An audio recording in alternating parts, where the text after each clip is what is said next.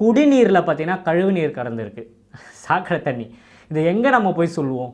திருச்சியில் உறையூர்ன்ற தொகுதியில், அதாவது அந்த பகுதியில் பார்த்திங்கன்னா குடிநீரில் அந்த பகுதியில் இருக்கிற மக்கள்லாம் பார்த்திங்கன்னா தினசரி அதான் குடிக்கிறாங்களாம். திறந்தாலே டேப்பு திறந்தாலே பார்த்திங்கன்னா ஸ்மெல்லு வருது. அவங்க பாட்டிலில் கூட பிடிச்சி காட்டுறாங்க. அந்தளவுக்கு பார்த்திங்கன்னா டேமேஜ் ஆகிருக்கு. வேறு வழியே இல்லாமல் பார்த்திங்கன்னா அதை யூஸ் பண்ணியிருக்காங்க. அந்த சிச்சுவேஷனை நீங்கள் உணர்ந்து பாருங்கள். நம்மலாம் சிட்டி லைஃப்பில் இருக்கோம், நமக்கு அதெல்லாம் ரொம்ப பெருசாக கூட தெரியாது. இப்படிலாம் நடக்குமா? இதெல்லாம் பார்த்திங்கன்னா டிவியில் தான் பார்ப்போம், படத்தில் நடக்கும். ரியல் லைஃப்பில் இந்த மாதிரி ஒரு விஷயம் நடக்குமான்னு யோசிச்சிங்கன்னா நடந்திருக்கு. ஒரே ஒரு தொகுதியில் நடந்திருக்கு. கிட்டத்தட்ட 50க்கும் மேற்பட்ட மக்கள் பார்த்திங்கன்னா ஹாஸ்பிட்டல் அட்மிட் ஆகிருக்காங்க. 4 பேர் உயிரிழந்திருக்காங்க. அதில் ஒன்று குழந்தை. கிட்டத்தட்ட 4 வயசு தான் என்னமோ ஆகுதுன்னு சொல்கிறாங்க. அந்த குழந்தைக்கு நான் இறந்தேன்னு கூட தெரியாது. அந்த குழந்தை எதுக்காக இறந்தது, இதுதான் விஷயம், அது கூட தெரியாது. யோசிச்சு பாருங்கள், ஒரு 4 வயசு குழந்தைக்கு என்ன தெரியும்? இதுக்கு முழு காரணம் யார்? இதை யார் பொறுப்பு எடுத்துக்க போகிறா? இதுக்காக அரசாங்கத்துலேருந்து எந்த அறிவிப்பும் வரல. ரீசன் என்ன?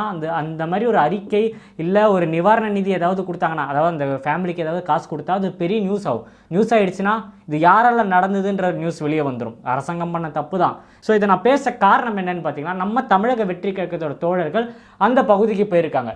போயிட்டு அங்கே இருக்கிற மக்களை சந்தித்து இம்மீடியட்டாக நம்ம கழக பொதுச் செயலாளருக்கு இந்த விஷயத்தை தெரியப்படுத்தி, ஆனந்த் சார் தளபதிக்கு தெரியப்படுத்தணும்னா இம்மீடியட்டாக அந்த பகுதியில் இருக்க மக்களுக்கு என்ன தேவை, தண்ணி தானே பிரச்சனை, இம்மீடியட்டாக தண்ணி அவங்களுக்கு அரேஞ்ச் பண்ணி கொடுங்கன்னு சொல்லி லாரி எடுத்துகிட்டு வந்து தண்ணி கொடுக்க ட்ரை பண்ணியிருக்காங்க. அப்போ என்ன நடந்திருக்கு தெரியுமா?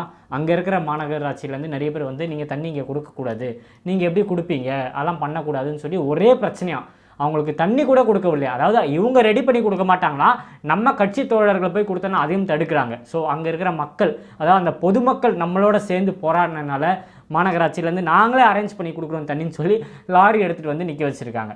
ஸோ இவ்வளோ நாள் அவங்க போராடி மனு கொடுத்து கொண்டு வர முடியாத தண்ணி, சரி பண்ண முடியாத விஷயம் தமிழக வெற்றி கழகம் உள்ளே வந்தோடனே இம்மீடியட்டாக அந்த ப்ராசஸ் எல்லாம் நடந்திருக்கு.